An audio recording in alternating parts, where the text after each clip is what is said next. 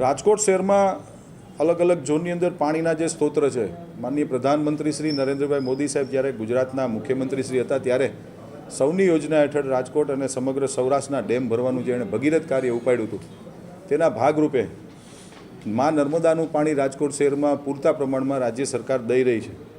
ગત સ્ટેન્ડિંગ કમિટીમાં નવા રાજકોટના ન્યારી ડેમની અંદર જે મા નર્મદાનું પાણી ઠાલવવામાં આવે છે અને એનો 150 MLDનો પ્લાન્ટનું જે દરખાસ્ત આવી હતી કે જે નવા રાજકોટના લોકોને ફિલ્ટર પાણી મળે એના માટેની દરખાસ્ત મંજૂર કરી હતી. આજની સ્ટેન્ડિંગ કમિટીમાં આજી ડેમની દરખાસ્ત હતી કે જે રાજકોટ સેન્ટર છે, જે જૂનું રાજકોટ છે, એને 75 MLDની જે દરખાસ્ત હતી એને પણ ખૂબ સારી દરખાસ્ત કહી શકાય સાથીઓ.